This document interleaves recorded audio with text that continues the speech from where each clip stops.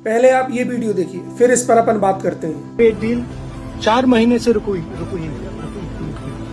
4 महीने कुछ बदला नहीं, किसी न किसी कारण जो मैं जानता हूँ, नरेंद्र मोदी जानते हैं। नरेंद्र मोदी जी ने कल शाम उस डील को साइन कर दिया और हिंदुस्तान के जो किसान हैं, आप सब समझिए कि इस ट्रेड डील में आपकी मेहनत को, आपके खून पसीने को नरेंद्र मोदी जी ने बेच दिया है।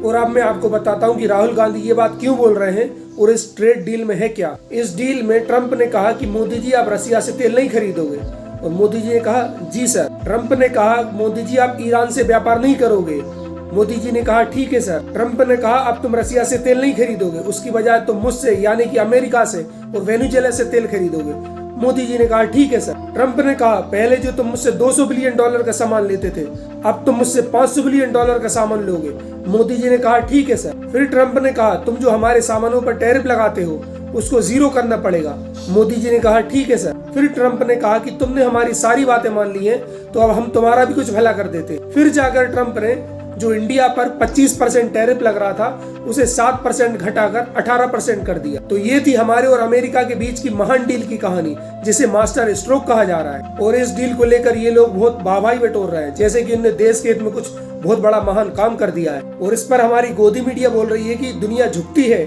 झुकाने वाला चाहिए। अब आपको तो समझ में आ ही गया होगा कि कौन झुका है और किसने झुकाया है।